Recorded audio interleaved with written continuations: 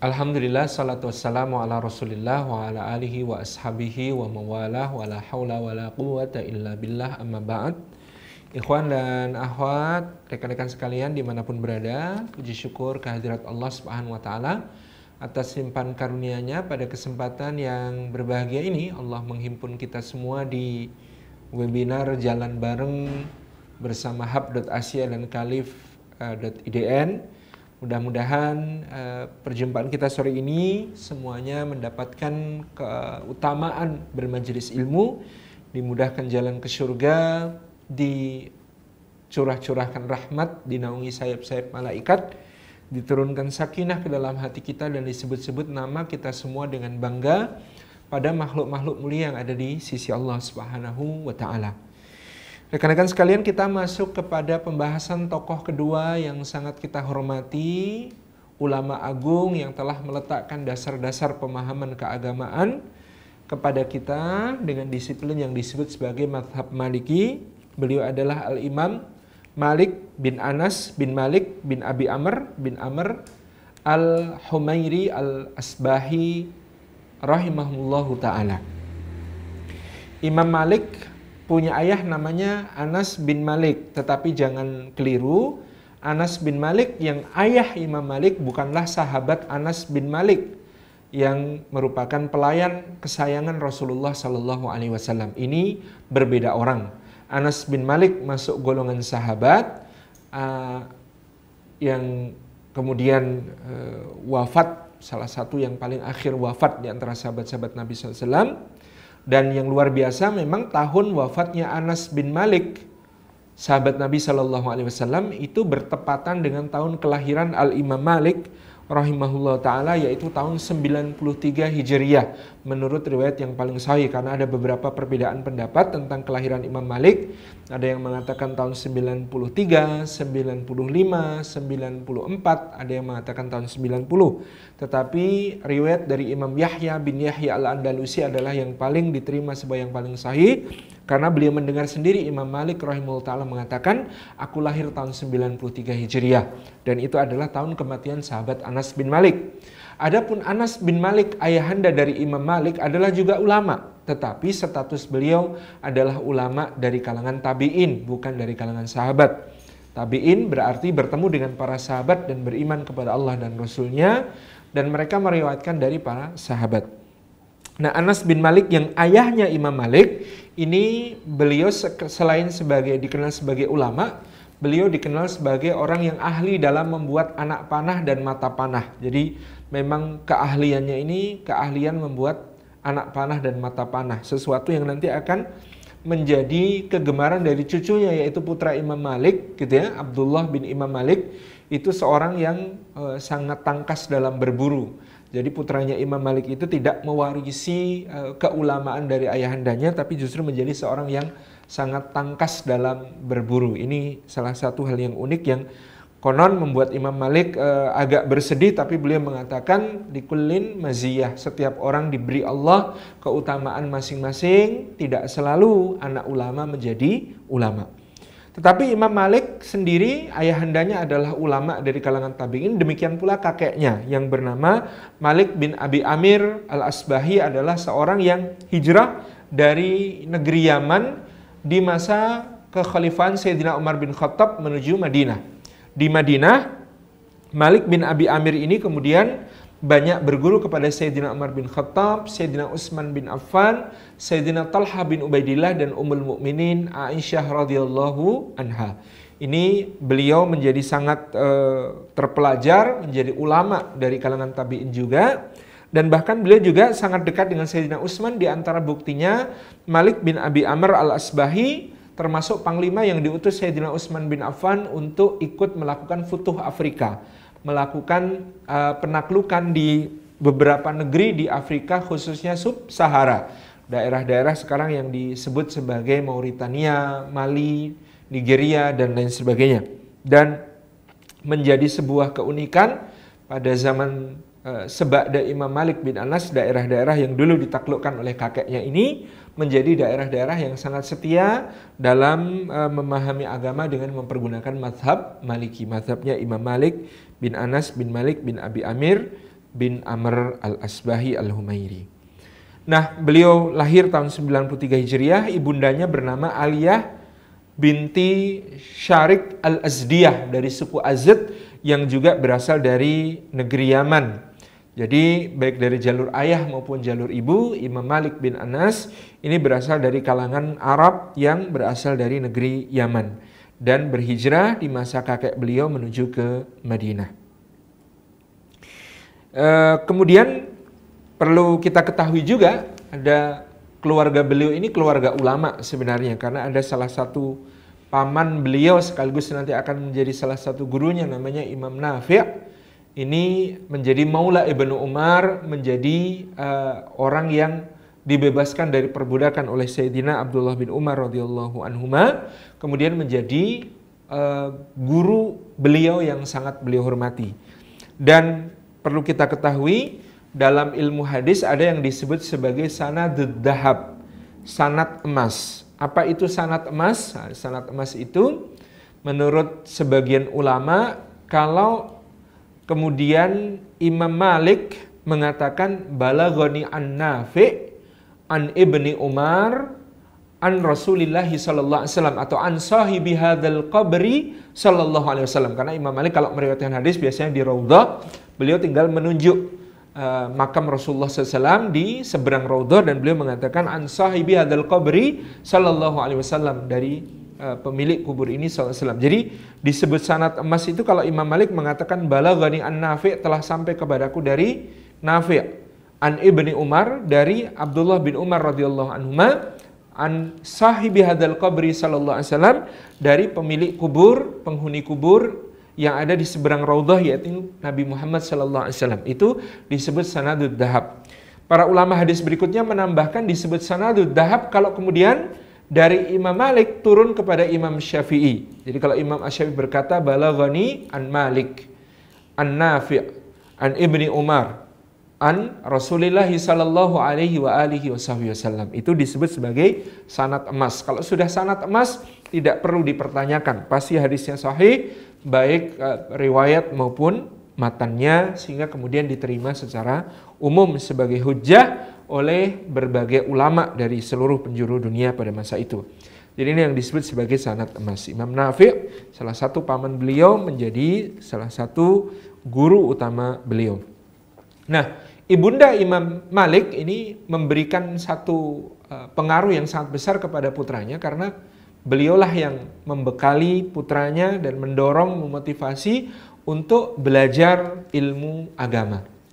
Ini agak menarik, ini agak lucu ceritanya. Jadi kita tidak bicara passion saja, tetapi bicara mission. Anda tahu Imam Abu Hanifah kemarin passionnya adalah berdagang, jualan. Itu memang sesuatu yang mengalir dalam darah beliau, itu semangat untuk berjualan, berdagang. Tetapi misinya adalah untuk memahamkan agama kepada umat, maka beliau belajar agama. Maka di dalam mazhab Imam Abu Hanifah salah satu yang menjadi kekuatannya adalah itu kehati-hatian dalam muamalah. Kehati-hatian di dalam berbagai hukum jual beli, utang piutang, pinjam meminjam, dan berbagai akad muamalah di berbagai bidang. Itu salah satu khasannya mazhab Hanafi. Dan mazhab Hanafi salah satu yang paling siap di zaman modern ini untuk menjawab berbagai hukum di dalam transaksi-transaksi masa kini yang kita kenal. Itu karena memang dulu pendirinya adalah seorang pedagang. Tapi juga sekaligus beliau sangat zuhud, sehingga kalau kita perhatikan fikih mazhab Hanafi itu sangat ketat dalam soal muamalah, tetapi sangat longgar dalam soal misalnya taharah. Nah, nanti kan berbeda. Kalau mazhabnya Imam Syafi'i dalam soal taharah kenceng sekali, tentang najisnya anjing, tentang kemudian air mustakmal, tentang syarat sahnya wudhu dan lain sebagainya, syarat sahnya mandi dan sebagainya, itu jauh lebih ketat dibandingkan mazhab yang lain. Sementara kalau mazhabnya Imam Abu Hanifah mungkin soal anjing itu sangat longgar, soal-soal yang lain sangat longgar. Tapi kalau soal muamalah, soal jual beli, soal akad-akad transaksi itu sangat ketat. Itu contoh. Nah, yang unik dari Imam Malik itu cita-citanya masa kecil ini menarik untuk kita ketahui. Beliau cita-citanya waktu kecil adalah menjadi seorang penyanyi, menjadi seorang yang suka atau menyenandungkan syair-syair itu. Dan beliau punya penampilan yang sangat menawan, disebutkan dalam biografi beliau. Al-Imam Malik rahimahullah ta'ala rambutnya agak pirang, wallahu a'lam ini dari keturunan mana beliau ini mendapatkan rambut pirangnya, mungkin dari jalur ayahnya barangkali salah satunya. Kemudian beliau ini punya mata berwarna biru. Nah, disebutkan oleh Yahya bin Yahya, aku melihat suatu kali wajah Malik dan aku memperhatikan matanya, ternyata bola matanya berwarna biru. Jadi Imam Malik itu punya bola mata berwarna biru. Beliau tampan, tinggi, gagah, dan berpenampilan selalu menarik. Pakaian-pakaiannya Malik adalah pakaian ulama yang kalau dibandingkan dengan ulama lain adalah salah satu yang terbaik. Bahkan diceritakan konon kalau Harun ar-Rasyid hadir, itu Harun ar-Rasyid itu khalifahnya Daulah Abbasiyah yang paling makmur, paling kaya, paling agung, paling dahsyat gitu ya. Itu Harun ar-Rasyid kalau jejer Imam Malik saja wibawanya kalah jauh. Istilahnya meskipun Harun ar-Rasyid memakai pakaian yang mewah, tapi kalau jejer Imam Malik, kemewahannya Harun ar-Rasyid itu jadi memudar. Kemegahannya Harun ar-Rasyid itu jadi kalah pamor dengan Imam Malik yang sejak kecil ibunya selalu memakaikan yang terbaik. Jadi pakai gamis yang terbaik, pakai jubah yang terbaik, pakai imamah atau sorban yang terbaik itu yang diberikan oleh ibunya kepadanya, selalu wangi, selalu dalam keadaan terbaik. Jadi sejak beliau belajar itu sudah menjadi kebiasaan beliau untuk tampil sebersih mungkin, sewami mungkin, serapi mungkin, setampan mungkin. Dan ini juga nanti akan beliau bawa sampai akhir hayat. Imam Malik adalah ulama dengan penampilan yang sangat indah, terutama kalau beliau bertepatan akan menyampaikan hadis-hadis Nabi Shallallahu Alaihi Wasallam. Itu bagian dari cara beliau menghormati hadis Nabi Shallallahu Alaihi Wasallam. Imam Malik itu tidak gampang dimintai fatwa atau ditanyai dalam masalah hukum, misalnya di jalan. Assalamualaikum Imam, saya punya masalah begini, gimana baiknya? Kemudian beliau akan narik orang itu untuk tidak sembarangan bertanya di dalam masalah agama. Enggak, tunggu nanti majelisku, nanti kamu hadir. Jadi nanti di masjid Imam Malik duduk di dekat Raudhah, di Raudhah Masjid Nabawi, kemudian di dekat makam Nabi SAW. Beliau sudah memakai pakaian terbaik, memakai sorban terbaik, dalam keadaan berwudu, rapi, wangi, baru beliau berkenan untuk menjawab berbagai macam persoalan agama. Jadi bagi beliau tidak ada masalah agama itu mudah. Semua masalah agama adalah masalah yang besar, karena masalah agama adalah untuk mengantarkan manusia menjadi bahagia di dunia dan di akhirat. Jadi bentuk penghormatan Imam Malik rahimahullah ta'ala untuk agama, bentuk penghormatan beliau kepada hadis-hadis Nabi SAW, beliau tidak akan sembarangan membaca hadis di berbagai tempat. Beliau memilih tempat yang khusus, beliau memakai pakaian yang khusus, beliau berpenampilan yang sangat khusus untuk menyampaikan atau mengajarkan hadis-hadis Nabi SAW, dan ini adalah yang amanahkan oleh ibunya sejak kecil. Pada waktu itu Imam Malik diarahkan untuk belajar kepada Imam Rabi'ah bin Abdurrahman Ar-Ra'i, seorang ulama di kota Madinah yang masyhur, mengajar di Masjid Nabawi dan kelak akan digantikan oleh Imam Malik. Gitu. Imam Rabi'ah bin Abdurrahman juga punya kisah yang terkenal karena beliau ditinggalkan ayahandanya untuk berjihad fisabilillah. Ketika masih dalam kandungan, ayahnya tertangkap musuh selama kira-kira 40 tahun tertawan musuh, baru pulang setelah anaknya berusia menjelang 40 gitu ya. Dan kemudian nyaris berkelahi di rumahnya karena dikira siapa kok ujuk-ujuk masuk ke rumah, ternyata itu adalah ayahandanya. Kemudian ada cerita tentang Imam Rabi'ah bin Abdurrahman, dulu istrinya, ayahnya, ibunya itu ditinggali simpanan 40.000 dinar oleh ayahnya. Ketika ayahnya ini pulang 40 tahun kemudian, dia tanya kepada istrinya, mana 40.000 dinarnya? Istrinya bingung mau jawab apa. Untung waktu subuh tiba, jadi dia save by the adhan gitu ya. Diselamatkan oleh adhan, suaminya pergi ke masjid. Dan kemudian ketika suaminya pergi ke masjid, dia ba'da subuh ada majelis ilmu, dia hadir. Lalu saking beludaknya majelis ilmu itu sampai keluar Masjid Nabawi, lalu dia bertanya kepada orang-orang yang datang, ini yang ngajar siapa? Ulamanya, kok masih muda tampaknya. Oh, ini namanya Rabi'ah bin Abdurrahman Rabi'ah bin Abdurrahman yang mana?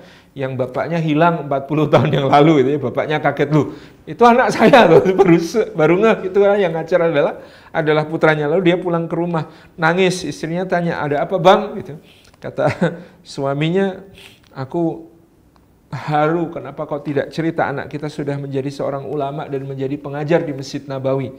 Nah, pada waktu itulah istrinya memiliki kesempatan untuk menyampaikan, bang, saya tanya, mana yang lebih abang suka, 40.000 dinar ataukah kedudukan yang sekarang dicapai putramu? Kata suaminya, bahkan aku lebih suka dengan kedudukan yang dicapai putraku sekarang dari seluruh isi dunia. Maka istrinya menyampaikan, harap tahu bang, 40.000 dinarnya sudah saya habiskan untuk dulu memberi hadiah kepada guru-gurunya anak kita, gitu. Alhamdulillah akhirnya ayahnya mau menerima itu ya. 40.000 dinar itu bukan jumlah sedikit ya. 40.000 dinar itu kira-kira kalau dirupiahkan berapa? Sekarang emas 900.000 ya. 4,25 gram emas katakan 4 juta. 4 juta dikalikan 40.000. 4 juta kalikan 40, 160 miliar. Ya, 160 miliar dihabiskan selama 40 tahun untuk membiayai pendidikan anaknya, gitu ya. Itu ya sesuatu yang kemudian sangat luar biasa dari ibundanya Rabi'ah bin Abdurrahman. Sama dengan gurunya ini, putranya Imam Malik, ibunya Imam Malik juga menjadi motivator terbesar Imam Malik untuk belajar. Dari cita-cita menjadi penyanyi, akhirnya cita-citanya bergeser menjadi ulama. Jadi dulu yang lebih giat belajar hadis itu kakaknya, namanya Nadhar bin Anas. Nadhar bin Anas ini sudah belajar hadis sebelum Imam Malik bin Anas belajar. Tetapi kakaknya ini tersalib oleh kecepatan dan kecerdasan Imam Malik bin Anas di dalam belajar hadis.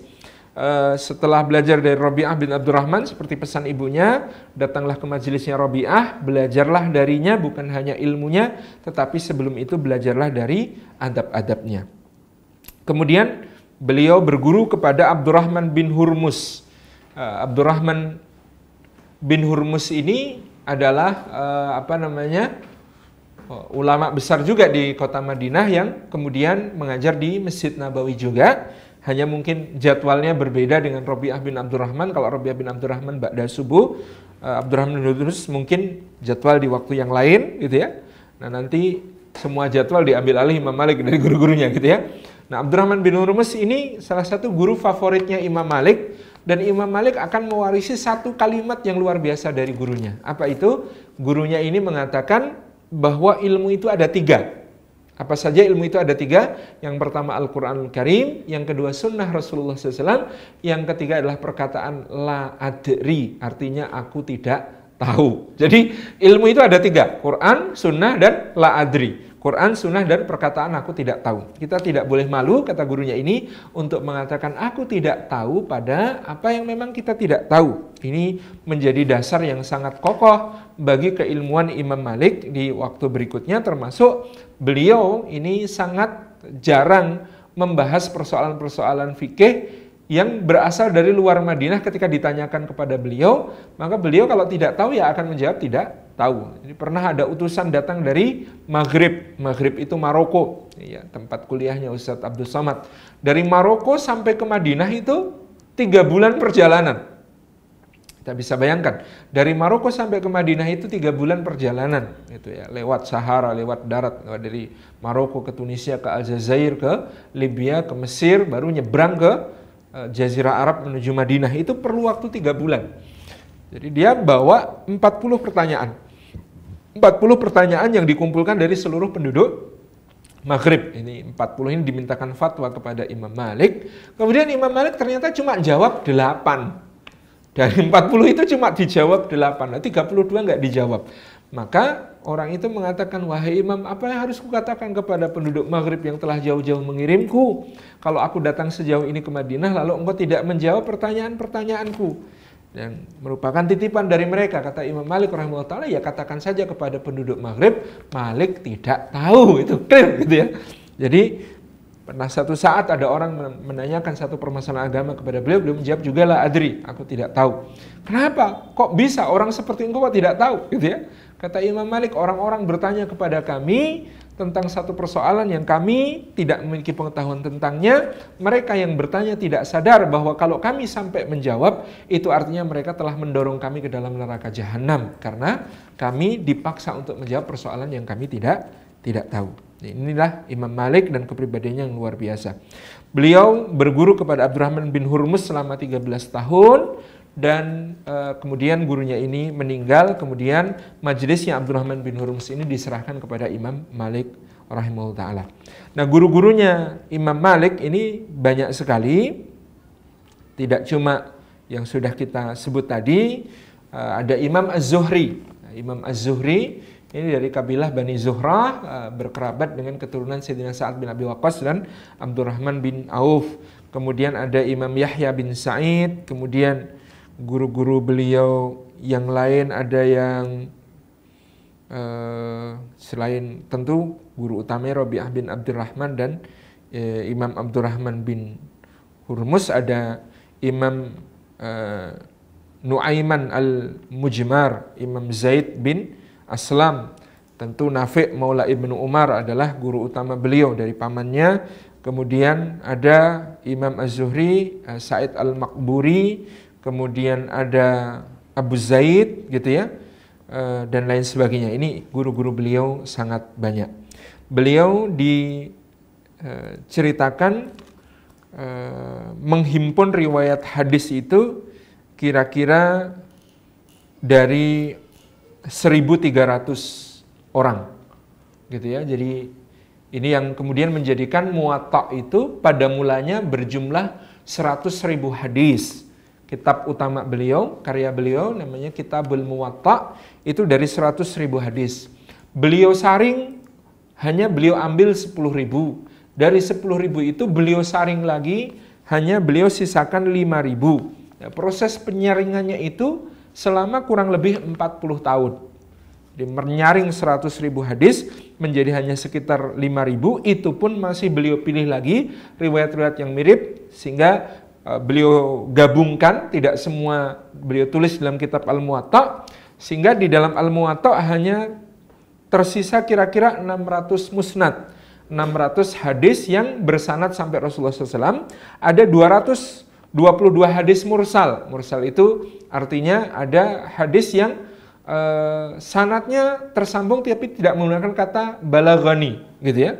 Mungkin atau sami'tu, atau tidak menggunakan kata haddatsani fulan, tetapi dia di situ ada perawi yang kemudian tidak tersebut.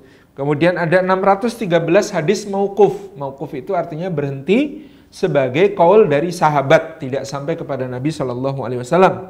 Kemudian ada 285 aqwal tabi'in, ini pendapat-pendapat dari para tabi'in, dan kemudian ada 61 hadis yang tidak menyebut rawi, hanya Imam Malik berkata balaghani, telah sampai kepadaku, dan lain sebagainya. Di kitab Al-Muwatta diriwayatkan oleh kurang lebih 1.000 orang murid-murid beliau, karena murid beliau juga berkisar sekitar 1.500 orang ulama. Itu ada 1.000 orang yang meriwayatkan kitab Al-Muwatta dari beliau, yang sampai kepada kita hari ini mungkin 20-30 naskah, dan naskah yang dianggap paling sahih adalah naskahnya Imam Yahya bin Yahya Al-Andalusi dari Cordoba. Jadi beliau, Imam Yahya bin Yahya Al-Andalusi dari Cordoba, ini adalah salah satu murid istimewanya Imam Malik, dan diutamakan riwayatnya di atas murid-murid yang lain. Meskipun ada riwayat yang menyebutkan Ibnu Wahab dari Mesir juga sama dengan Yahya bin Yahya. Ada kisah ketika Yahya bin Yahya atau Ibnu Wahab ini berguru kepada Imam Malik, adalah cerita lucunya, pada suatu hari datang rombongan gajah dari India ke Madinah. Nah, murid-muridnya Imam Malik di Masjid Nabawi semuanya bubar keluar untuk nonton gajah, kecuali Yahya bin Yahya, atau dalam riwayat lain Ibnu Wahab ini. Kemudian orang-orang pada nonton gajah, Imam Malik masih tetap di kursinya mengajar, di depannya tinggal satu murid ini. Nah, Yahya bin Yahya ini, menurut satu riwayat, ditanya oleh Imam Malik, wahai muridku, kenapa engkau tidak keluar untuk melihat gajah? Bukankah di negerimu tidak ada gajah? Gitu ya. Lalu Yahya bin Yahya ini menjawab, wahai guru, aku datang jauh-jauh dari negeriku ke Madinah, ke tempat ini untuk menyimak ilmumu, untuk melihat engkau, bukan untuk nonton gajah. Padahal kalau kita bayangkan ya waktu itu kedatangan gajah itu sesuatu yang menggemparkan, jarang-jarang ada gitu ya. Jadi pasti orang-orang sangat ingin untuk nonton, termasuk murid-muridnya Imam Malik pada bubar nonton kecuali Imam Yahya bin Yahya ini. Atau di waktu lain, dalam riwayat lain adalah Imam Ibn Wahab, sehingga kemudian murid ini lalu istimewa. Imam Syafi'i pernah menyampaikan, Malik adalah guru yang keras. Nah, Imam Malik ini galak, kata Imam Syafi'i. Tidak ada yang selamat dari kerasnya Malik kecuali Ibnu Wahab. Kenapa? Gara-gara itu tadi, duduk di majelisnya ketika semua orang lain bubar, itu kemudian jadi murid yang disayang gitu ya. Ini cerita unik tentang riwayat kitab Al-Muwatta yang sampai kepada kita dari naskahnya Imam Yahya bin Yahya Al-Andalusi. Saya koreksi, gurunya Malik itu sekitar 900 itu ya. Yang tercatat nama-nama gurunya ini sekitar 900 orang guru, 300 dari kalangan tabi'in dan 600 dari kalangan tabi'ut tabi'in. Tak bisa bayangkan, punya guru kok 900 itu sekolahnya kapan aja gitu ya. Jadi memang ya tentu dianggap guru tidak hanya yang belajar dalam jangka waktu lama, tapi juga yang Imam Malik meriwayatkan hadis dari mereka, maka dianggap sebagai salah satu gurunya. Nah, adapun Imam Malik memiliki banyak sekali murid, tadi sudah kita sebutkan, beliau memiliki lebih dari 1.300 sampai 1.500 murid. Ada muridnya itu yang lebih tua yang meriwayatkan dari beliau. Ini dianggap murid meskipun lebih sepuh dan juga adalah sekaligus guru beliau. Misalnya Imam Az-Zuhri. Imam Az-Zuhri itu mengambil periwayatan dari Imam Malik yang dari hadis yang beliau belum dapatkan riwayatnya dari orang lain. Meskipun beliau lebih tua dari Imam Malik, tapi beliau mendapati ada hadis-hadis yang disampaikan Malik yang belum sampai kepada beliau. Karena Malik tadi punya jalur cepat, balaghani an-Nafi' an Ibni Umar an sahibi hadal qabri sallallahu alaihi wasallam. Itu jalur cepatnya Imam Malik adalah dari Nafi', dari Ibnu Umar, dari Rasulullah sallallahu alaihi wasallam. Misalnya juga Yahya bin Sa'id ini juga meriwayatkan dari beliau.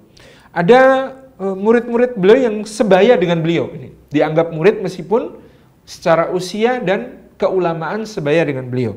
Misalnya Imam Al-Auza'i, imamnya negeri Syam, Imam Sufyan Ats-Tsauri, Imam Sufyan ibnu Uyainah, imamnya Mekah, itu namanya Sufyan bin Uyainah ini nanti juga jadi gurunya Imam Syafi'i dan Imam Ahmad bin Hanbal di Mekah. Kemudian Imam Lais bin Sa'ad, imamnya Mesir. Imam Lais bin Sa'ad itu orang yang oleh Imam Syafi'i disebut Lais bin Sa'ad itu aqalu min Malik, lebih cerdas daripada Imam Malik. Sayangnya Lais bin Sa'ad tidak punya murid untuk melanjutkan mazhabnya. Jadi kalau saja beliau punya murid untuk melanjutkan mazhabnya, nih saya ada mazhab Al-Laisi yang lebih luas persebarannya daripada mazhab Maliki. Nah, Imam Lais bin Sa'ad ini dari keluarga saudagar yang kaya raya di Mesir. Nah, salah satu kebiasaannya Imam Lais bin Sa'ad adalah beliau nulis surat kepada Imam Malik. Jawabannya dikirim Imam Malik itu beserta bungkusnya, oleh Imam Malik kemudian ditimbang. Oleh Imam Lais, jawaban Imam Malik itu surat beserta bungkusnya ditimbang, kemudian dikirim emas kepada Imam Malik sebanyak timbangan surat beserta wadahnya itu. Jadi ya apalagi kalau naskahnya tebel ya, jawabannya banyak, itu dapat dikirim emas yang sangat banyak oleh Imam Lais bin Sa'ad untuk Imam Malik. Kemudian ada Imam Ibnu Jurayj, kemudian Syu'bah bin Hajjaj, dan bahkan Imam Abu Hanifah juga meriwayatkan hadis dari Imam Malik dan pernah hadir di majelisnya Imam Malik. Ini yang sebaya dengan beliau. Kemudian yang murid yang lebih junior dari beliau, tentu yang terkenal adalah Imam Muhammad bin Idris Asy-Syafi'i, Imam Ibnu Wahab, Imam Ibnu Qasim, Abdullah bin Yusuf, Abdurrahman bin Mahdi, Imam Yahya Al-Qattan, Imam Abu Ishaq, dan lain sebagainya. Ini adalah murid-muridnya Imam Malik, termasuk Yahya bin Yahya, Mushab Az-Zubairi. Mushab Az-Zubairi adalah keturunan Sayyidina Zubair bin Awam. Kemudian Imam Abdullah ibnul Mubarak, ini juga adalah muridnya Imam Malik rahimahullah ta'ala. Jadi Imam Abdullah ibn Mubarak itu adalah muridnya Imam Abu Hanifah sekaligus muridnya Imam Malik. Ini yang menjadikan Imam Abdullah ibn Mubarak meskipun dalam fikih karena beliau berasal dari negeri Irak, beliau banyak mengadopsi mazhab Hanafi, tapi dari sisi meriwayatkan hadis, kedisiplinan beliau dalam meriwayatkan hadis diwarisi dari Imam Malik. Dan beliau adalah seorang mujahid yang sangat sibuk, sehingga beliau membagi tahunnya menjadi 3, sepertiga untuk belajar, sepertiga untuk berniaga, sepertiga untuk menunaikan haji dan berjihad fisabilillah. Itu adalah Imam Ibnul Mubarak. Kemudian ikhwan dan akhwat yang dimuliakan oleh Allah Subhanahu wa taala, ada banyak pujian dari para ulama untuk Imam Malik rahimahullah taala. Di antara pujian ulama kepada Imam Malik, kata Imam Syafi'i, Malik adalah hujjatullah, hujahnya Allah Subhanahu wa taala yang diturunkan untuk membela sunnah Rasulnya sallallahu alaihi wasallam. Menurut Imam Syafi'i, kitab Al-Muwatta adalah kitab yang paling sahih di muka bumi setelah kitab Al-Qur'anul Karim. Tentu ini disampaikan Imam Syafi'i sebelum zaman Imam Al-Bukhari, karena Imam Al-Bukhari itu muridnya Imam Ahmad. Imam Al-Bukhari murid Imam Ahmad murid Imam Syafi'i. Jadi masih 2 generasi berikutnya baru muncul kitab Sahihul Bukhari. Nah, pada masa itu belum ada kitab yang lain yang menurut Imam Syafi'i menandingi Al-Muwatta dalam kesahihannya setelah Al-Qur'anul Karim. Kemudian Imam An-Nasai, salah seorang ahli hadis, mengatakan tidak ada orang yang lebih terpercaya hadisnya dan lebih amanah dalam riwayat daripada Imam Malik bin Anas. Yahya bin Ma'in mengatakan Imam Malik itu adalah Amirul Mukminin fil hadis. Amirul Mukminin fil hadis. Beliau adalah khalifah, pemimpin orang-orang beriman dalam soal hadis. Imam Ayub bin Suwaid memberi gelar yang akan terkenal gelar ini kepada Imam Malik, Imam Daril Hijrah, imamnya Madinah, imamnya Darul Hijrah. Bahkan ada ungkapan zaman itu, la yufta wa malikun fil Madinah. Jangan ada orang memberi fatwa ketika Imam Malik masih menjadi mufti Madinah, masih menjadi ulama yang menjadi rujukan di Madinah. Jangan sampai ada orang yang memberi fatwa. Semuanya rujukannya kepada Imam Malik. Imam Ibnul Athir, seorang sejarawan yang menulis Al-Kamil fit Tarikh yang setebal 80 jilid itu, nah, beliau memberi ungkapan yang menarik. Cukuplah kemuliaan bagi Imam Malik, beliau punya murid namanya Imam Syafi'i, dan cukuplah kemuliaan bagi Imam Syafi'i, beliau telah menjadi muridnya Imam Malik gitu ya. Jadi Imam Ibnul Athir ini bermadzhab Syafi'i, tapi beliau mengatakan cukuplah kemuliaan bagi Imam Malik ya, karena beliau punya murid namanya Imam Syafi'i, dan cukuplah kemuliaan bagi Imam Syafi'i karena beliau telah memiliki guru bernama Malik. Imam Lais bin Sa'ad mengatakan tidak ada orang di muka bumi ini yang lebih aku cintai daripada Imam Malik. Kata Imam Abu Hanifah, beliau berkeringat karena Imam Malik, karena tidak ada di muka bumi ini yang lebih tahu tentang hadis-hadis Rasulullah SAW di masa itu daripada Imam Malik. Nah, ikhwan dan akhwat yang dimuliakan oleh Allah Subhanahu wa taala, ya di antara keagungan Imam Malik rahimahullah taala adalah Imam Malik ini berbeda dengan ulama-ulama lain yang melakukan rihlah mencari ilmu. Kalau Imam Abu Hanifah keliling kemana-mana mencari ilmu, kalau Imam Syafi'i juga begitu, Imam Ahmad bin Hambal juga begitu, berkeliling ke berbagai kota negeri-negeri Islam untuk berguru kepada para ulama di berbagai tempat. Imam Malik itu imam yang dalam tanda kutip zaman kita akan dibilang imam yang kurang piknik gitu ya. Nggak pernah keluar dari kota Madinah. Beliau mencukupkan diri pada guru-gurunya yang ada di kota Madinah karena beliau meyakini ilmu Rasulullah Sallallahu Alaihi Wasallam itu tidak pernah keluar dari Madinah. Apa yang diamalkan oleh penduduk Madinah sama pada zaman itu sama dengan apa yang kemudian diamalkan penduduk Madinah pada masa Rasulullah Sallallahu Alaihi Wasallam, sehingga ini menjadi salah satu dasar nanti di dalam madhab beliau, madhab Maliki. Ada salah satu cerita unik ya, ini memang kadang-kadang para ulama madhab Kufah, madhabnya Imam Abu Hanifah itu sering godain ulama madhabnya Imam Malik gitu, karena memang ya ciri khasnya madhab Imam Malik lugu, cari dalilnya di hadis. Kalau nggak ada di hadis ya sudah, katakan tidak tahu, itu cukup gitu ya. Nah, sementara ilmu di Irak berkembang dengan kemarin yang sudah kita ceritakan karena metode-metode yang dikembangkan oleh para ulama mazhab Hanafi. Salah satu murid utamanya Imam Abu Hanifah namanya Imam Muhammad bin Hasan Asy-Syaibani. Nanti juga akan menjadi gurunya Imam Asy-Syafi'i rahimahullah ta'ala. Imam Muhammad bin Hasan Asy-Syaibani satu hari hadir ke Madinah. Nah, beliau kemudian di majelisnya Imam Malik itu bertanya, "Wahai Imam, bagaimanakah pendapatmu tentang seorang yang junub? Lalu dia mendengar adzan, dia ingin masuk ke masjid, tapi dia belum bisa bersuci. Karena di luar masjid tidak ada air. Sedangkan dia tahu bahwa di dalam masjid ada air. Apa yang harus dia lakukan?" Imam Malik menjawab, orang yang junub tidak boleh masuk masjid. Itu dalilnya sahih bahwa hadis melarang orang yang masih junub untuk masuk masjid. Gitu ya. Kemudian Imam Muhammad bin Hasan menegaskan, tapi dia yakin di dalam masjid ada air, sementara di luar masjid dia tidak menemukan air. Dan dia mendengar adzan. Bagaimanakah hukumnya sementara dia mendengar adzan? Dia harus masuk ke masjid untuk salat. Gitu. Ya tidak bisa, kata Imam Malik. Pokoknya tidak bisa.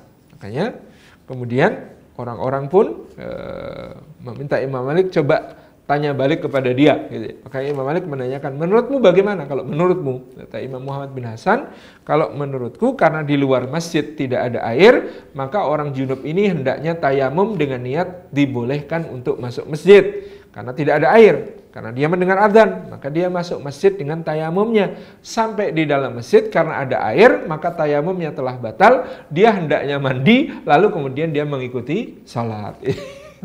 Kemudian Imam Muhammad bin Hasan berdiri. Saudara, kata Imam Malik, siapa namamu? Saya Abdullah, saya hamba Allah. Lalu dia pergi. Lalu murid-muridnya nanti bertanya kepada Imam Malik, wahai Imam, apakah engkau tidak tahu siapakah dia? Loh, siapa dia ini? Dia ini adalah Muhammad bin Hasan, muridnya Abu Hanifah, sahabatnya Abu Hanifah. Subhanallah. Kenapa dia membohongi aku? Bohong di mana? Dia bilang namanya Abdullah. Oh, maksudnya Abdullah itu hamba Allah gitu ya, bukan apa namanya? Nama gitu. Kata Imam Malik, saya tidak suka jawaban seperti itu, nggak jelas gitu. Nah, kisah ini terjadi pada masa ketegangan antara mazhab Madinah dengan mazhab Kufah atau mazhab Hanafi dengan mazhab Maliki. Adapun sebenarnya secara personal hubungan antara Imam Malik dengan Imam Abu Hanifah sangat dekat, sangat akrab, sangat penuh cinta. Dan salah satu putra Imam Abu Hanifah namanya Hammad bin Abi Hanifah. Kenapa dinamai Hammad, putranya Imam Abu Hanifah? Untuk mengenang guru beliau yang sangat beliau hormati, Hammad bin Abi Sulaiman, yang sudah kita bahas kemarin. Hammad bin Abi Hanifah ini sering hadir ke majelisnya Imam Malik. Nah, nanti kalau sudah selesai majelis pasti sama Imam Malik dijamu di rumahnya dan mereka ngobrol banyak. Dan Hammad bin Abi Hanifah biasanya memperbandingkan bagaimana istinbat hukum ayahnya dengan istinbat hukum Imam Malik, dan itu yang memperkaya hasanah ilmu pada masa tersebut. Ini yang terjadi pada waktu itu. Nah, ikhwan dan akhwat yang dimuliakan oleh Allah, rekan-rekan sekalian, kemudian kita perlu membahas mazhab Maliki. Mazhab Maliki tentu dinisbatkan kepada beliau Imam Malik bin Anas setelah masa berikutnya. Jadi saya berharap yang sudah menyaksikan webinar bersama Jalan Bareng tidak lagi salah menyebut nama imam dengan nama mazhab. Imam Abu Hanifah, tidak ada Imam Hanafi ya. Namanya mazhabnya mazhab Hanafi. Imamnya namanya Imam Malik bin Anas, mazhabnya namanya Maliki gitu ya. Mazhabnya namanya Maliki. Dinisbatkan, tidak ada namanya Imam Maliki, ini keliru juga gitu ya. Tidak disebut Imam Maliki, tapi nama beliau tetap Imam Malik bin Anas. Nah, dasar mazhab Maliki agak berbeda dengan mazhab Hanafi yang kemarin sudah kita sebut. Apa mazhab Hanafi kemarin? Ada Quran, ada sunnah, ada ijma, kemudian ada qiyas, ada istihsan. Nah, dalam mazhab Maliki ada sama Quran, kemudian hadis-hadis Nabi SAW, kemudian ada ijma sahabat, ya, ijma sahabat. Kemudian ada yang sangat khas dari mazhab Imam Malik, yaitu amalu ahlil Madinah. Ini tidak dipakai di mazhab yang lain, tapi menjadi dalil di mazhab Imam Malik, yaitu amalu ahlil Madinah atau amal perbuatan penduduk Madinah. Jadi bagi Imam Malik, amal perbuatan penduduk Madinah itu dalil. Maksudnya ya bisa dijadikan sebagai sebuah sumber hukum. Nyatanya orang Madinah sepakat mengamalkan ini. Misalnya beliau ketika menjelaskan tentang salat qiyamul lail Ramadan atau salat tarawih, berapa rakaat salat tarawih menurut Imam Malik? tidak terbatas gitu ya, karena di zaman itu di penduduk Madinah itu orang salat tarawih bisa 37 atau 39 atau 41 rakaat. Jadi di masa Imam Malik itu salat tarawih di Madinah itu 37 rakaat, kadang-kadang 39, kadang-kadang 41, dan kata Imam Malik ini sudah berjalan sejak zaman Umar bin Abdul Aziz menjadi gubernur Madinah. Itu jadi menurut mazhab Maliki ya sekarang masih banyak di beberapa kota di negara-negara Afrika itu sholat tarawihnya 37 rakaat, 39 rakaat, 41 rakaat, karena menurut mazhab Maliki itu adalah perbuatan penduduk Madinah pada masa Imam Malik. Jadi dulu di masa Rasulullah Sallallahu Alaihi Wasallam beliau mengimami berapa kali, tidak sepenuhnya. Kemudian ada yang 8 rakaat ditambah 3, itu ada 8 rakaat sekali salam Rasulullah pernah, gitu ya. Ada yang 2 rakaat dan lain sebagainya. Di masa Umar bin Khattab menjadi 23 rakaat. Di masa Imam Malik itu 39, 37, 41. Ya, itu contoh pada masa itu amalu ahlil Madinah. Jadi perbuatan penduduk Madinah itu termasuk bisa menjadi sumber hukum.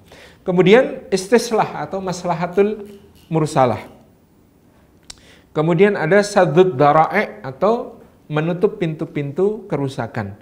Kemudian ada yang disebut sebagai istishab, gitu ya, yang nanti akan kita jelaskan, gitu. Ini tentang mazhab Imam Malik. Kemudian mazhab Imam Malik ini dalam memahami Quran dan sunnah Nabi SAW itu ada tingkatannya. Ada dhahir nas. Jadi kalau dalam ayat Al-Quran ayatnya qat'i, maka diambil dhahir nas. Dhahirnya bagaimana? Maka kemudian itu sudah menjadi sebuah kesimpulan hukum. Ada yang disebut sebagai dalil. Mengambil dalil dari Quran itu biasanya yang tersirat, gitu ya. Suatu dalil itu dari perkara yang ditunjukkan oleh suatu ayat, tidak tersurat secara dhahir tapi tersirat. Kemudian ada mafhum. Mafhum itu kalau dalil itu jelas, sharih, menunjukkan dalilnya ini, yang ditunjukkan perkara hukumnya adalah ini. Tapi ada yang disebut sebagai mafhum, bisa mafhum mukhalafah, bisa pemahaman terbalik, gitu ya, dan lain sebagainya, yang kemudian difahami dari level dari lafadz suatu ayat. Kemudian ada yang disebut sebagai shibhi. Shibhi itu artinya menyerupai, dicari ilat hukum dari suatu ayat untuk kemudian menghukumi perkara yang lain. Ini memahami Quran maupun hadis. Kemudian ada, tadi sudah kita sebut ijma' sahabat, kemudian ada amalu ahlil Madinah, ada maslahatul mursalah. Maslahatul mursalah atau istislah itu adalah sumber hukum dalam mazhab Maliki untuk menyikapi hukum-hukum yang belum ditemukan dalam Quran dan Sunnah. Maka ada yang kemaslahatan umum. Ada kemaslahatan umum yang bisa diraih dengan pertimbangan bahwa ini lebih bermanfaat dan lebih bermaslahat bagi umum. Maslahatul mursalah atau istislah itu di antara contoh yang diamalkan dalam mazhab Maliki karena fatwa dengan dalil fatwa Khalifah Umar bin Khattab. Misalnya, hukum bagi pencuri dengan pencurian melebihi nisab zakat itu adalah potong tangan. Tetapi Umar bin Khattab menangguhkan hukum potong tangan untuk pencuri ketika pencurian terjadi di masa paceklik. Nah, ini contoh yang disebut sebagai maslahatul mursalah. Kemudian budak, seorang budak mencuri di masa Umar bin Khattab, kemudian diselidiki budak ini mencurinya karena apa? Karena ternyata tuannya kurang memberikan nafkah kepadanya, maka yang dihukum takzir, hukuman peringatan adalah tuannya, bukan budaknya yang dipotong tangannya. Ini termasuk maslahatul mursalah. Kemudian ada saddud dara'i, itu menutup pintu-pintu kerusakan. Jadi mazhab Maliki memilih menghukumi sesuatu itu lebih baik tidak daripada kalau diiyakan tapi terbuka pintu-pintu kerusakan. Lebih baik dihukumi haram kalau kemudian daripada tidak haram ternyata justru menimbulkan kerusakan. Ini contoh saddud dara'i. Kemudian istishab. Nah, istishab ini adalah yang nantinya akan menjadi salah satu bahan kajian di masa-masa berikutnya tentang usulul fikih, karena dalam istishab itu nanti ada beberapa kaidah yang nanti dirumuskan yang uniknya bukan hanya oleh mazhab Maliki, tetapi justru nanti banyak menjadi bahan kajian di mazhab Syafi'i. Pertama, dasar hukum di dalam mazhab Maliki yang bernama istishab ini adalah al-aslu bara'atu dhimmah. Asal hukum dari setiap hal itu adalah orang harus dibebaskan dari tanggungan apapun sampai tegak bukti. Misalnya ada si A mengatakan si B itu minjem duit saya belum dikembalikan. Maka si B ini tetap tidak punya tanggungan apa-apa sebelum si A bisa membuktikan bahwa si B memang benar-benar punya utang sama dia. Dalam ilmu hukum modern ini disebut sebagai asas praduga tak bersalah, gitu ya. Jadi kalau belum ada bukti, gitu ya, belum ada bisa membuktikan, maka dia tidak bisa diberi tanggung jawab apa-apa. Si A mengatakan, yakin saya itu dia itu utang sama saya, tapi belum dibayar. Buktinya apa? Kalau dia tidak bisa menegakkan bukti, maka kemudian tetap si B ini tidak punya tanggungan apa-apa kepada siapapun.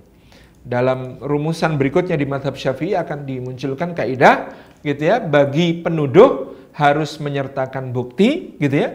Bagi orang yang dituduh kalau dia mau mengelak dari tuduhan, dia bisa bersumpah, gitu ya. Bagi penuduh harus menyertakan bukti, bagi yang dituduh dia bisa mengelak dengan sebuah sumpah. Yang kedua, nanti juga akan menjadi objek kajian yang lebih luas dalam mazhab Syafi'i adalah al-asl fil asya'il ibahah hatta yaqumud dalilu yadullu al-tahrim. Asal hukum semua hal adalah halal sampai tegak dalil menunjukkan dia diharamkan. Maka apakah ada dalil yang mengharamkan jerapah? Enggak. Kalau begitu hukum asalnya jerapah adalah halal. Daging jerapah itu halal. Contoh gitu ya. Asal segala sesuatu itu halal sampai tegak dalil yang menunjukkan dia haram.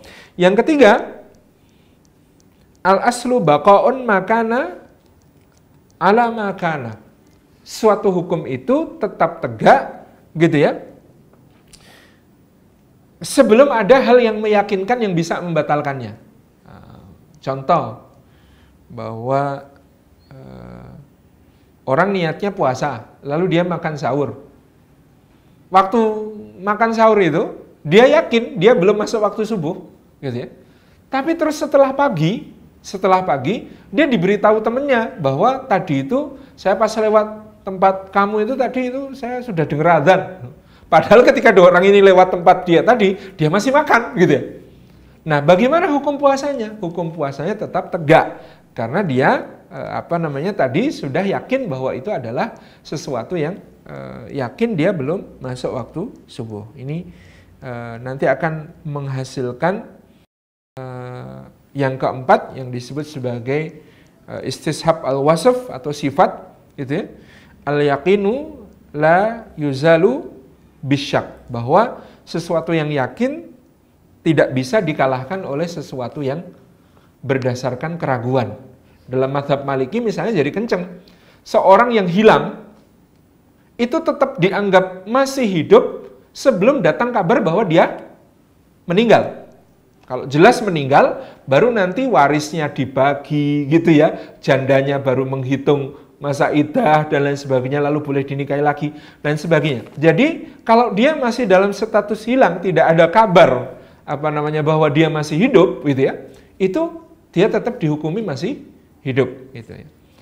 Ini salah satu kaidah yang kemudian nanti akan berbeda. Misalnya mazhab Imam Ahmad bin Hambal nanti akan memberi ijtihad baru. Batasnya 4 tahun. Jadi kalau ada orang hilang, kalau sudah 4 tahun nggak ada kabar, dianggap mati, ya. Nanti kalau dia balik, maka dia harus ikut hukum yang sudah ditetapkan, gitu ya. Misalnya istrinya sudah dinikahi orang karena sudah waktu itu ditinggalkan 4 tahun, dia sudah dianggap mati, ya dia sudah otomatis tercerai dari istrinya, gitu ya. Warisnya sudah dibagi, ya dia sudah tidak bisa menuntut lagi untuk dikembalikan karena dia sudah dianggap mati. Itu kalau ijtihadnya mazhab Hambali. Kalau mazhab Imam Malik enggak. Pokoknya kalau belum ada kabar bahwa dia benar-benar mati, itu tetap hukumnya menggantung. Inilah nanti yang akan menjadi objek perdebatan dengan mazhab yang lain. Tapi kalau dalam soal yang lebih sederhana misalnya, sudah yakin sudah wudhu, tapi kok seperti ada yang keluar dari dubur. Maka yang ragu tidak bisa mengalahkan yang yakin. Ini kaidah. Yang ragu tidak bisa mengalahkan yang yakin. Yakin sudah wudhu, tapi ragu sudah batal atau belum. Ragu batal dan belumnya ini tidak bisa dijadikan sandaran kecuali nanti para ulama memberikan rumusan tercium bau atau terdengar suara. Nah, kalau tercium bau, terdengar suara, maka baru kemudian difahami bahwa wudhunya betul-betul telah batal karena tercium bau, terdengar suara itu adalah yakin. Sementara kalau terasa seperti keluar tapi tidak ada suara, tidak ada bau, maka kemudian wudhunya tidak bisa dikalahkan oleh yang demikian. Mungkin teman-teman sering mengalami ketika sedang sholat, kok kayaknya ada yang keluar tapi kok tidak yakin. Nah, maka ini adalah panduan fikih gitu ya, bahwa yang ragu tidak bisa dikalahkan oleh yang yakin. Yakin tadi sudah wudhu, ragu bahwa sekarang sudah batal atau belum, baru akan batal kalau jenengan mencium bau atau mendengar suara. Itu contoh penerapan fikih Maliki ini di dalam perkara yang sederhana. Kemudian terakhir tentang Imam Malik rahimahullah ta'ala, beliau pernah diminta oleh Khalifah Harun ar-Rasyid. Harun ar-Rasyid mengatakan, wahai Imam, bolehkah saya jadikan kitab Al-Muwatta untuk menjadi dasar negara? Jadi mazhab negara semua harus ikut fikihnya Imam Malik. Maka Imam Malik mengatakan, wahai Amirul Mukminin, sahabat-sahabat Rasulullah yang bagikan bintang gemintang telah menyebar ke berbagai penjuru negeri dan mereka telah berijtihad dengan pendapat mereka berdasarkan pemahaman mereka akan Quran dan Sunnah sehingga terjadi perbedaan-perbedaan di kalangan umat dalam mengamalkan sesuai dengan panduan guru-guru mereka dari sahabat dan tabi'in di berbagai daerah. Kalau engkau memaksakan kitab Muwatta ini untuk menjadi hukum negara, maka engkau akan membuat sebuah perpecahan. Ini bijaksananya Imam Malik. Kalau kita kadang-kadang mikir kitab kita mau dijadikan sebagai dasar hukum negara, kan bangganya kayak apa, senengnya kayak apa gitu ya. Tapi Imam Malik sangat bijaksana, beliau menolak dan akhirnya tidak dilakukan oleh Harun ar-Rasyid. Demikian pula fatwa-fatwa beliau yang tetap dipakai oleh Harun ar-Rasyid, di antaranya tentang fatwa tidak boleh mengubah bangunan Ka'bah lagi setelah beberapa kali terjadi perubahan dan nanti isunya menjadi isu politis bukan lagi isu ibadah. Dan Imam Malik bin Anas di akhir hayat beliau mengalami luka karena tangannya ini disiksa oleh penguasa yang zalim sehingga pada akhir masa hidup beliau Imam Malik tidak bisa bersedekap dalam sholat. Nah, uniknya ini menjadi salah satu amalan dalam mazhab Maliki kalau sholat tidak menyedekapkan tangan, gitu ya.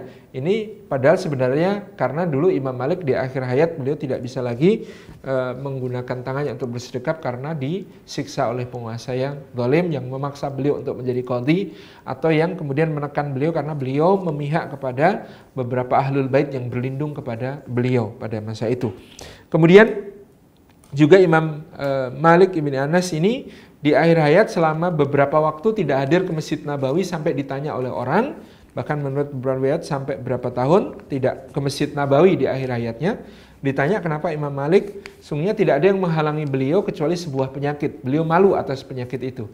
Penyakit itu adalah penyakit beser, sering buang air kecil yang membuat beliau tidak mungkin berada berlama-lama di dalam Masjid Nabawi. Sehingga ini menghalangi beliau dari pergi ke Masjid Nabawi. Tentu toilet zaman itu tidak semudah sekarang untuk mencapainya. Sehingga sekali lagi Imam Malik di akhir hayat tidak terlalu sering hadir ke Masjid Nabawi karena beliau mengalami penyakit yang beliau alami di usia yang sangat sepuh. Karena beliau wafat di tahun 179 Hijriyah di usia yang lebih dari 80 tahun gitu yang sudah sangat sepuh. Beliau wafat di Madinatul Munawwarah dan dimakamkan di Jannatul Baqi di pekuburan para sahabat radhiyallahu anhum ajma'in. Terima kasih. Wassalamualaikum warahmatullahi wabarakatuh.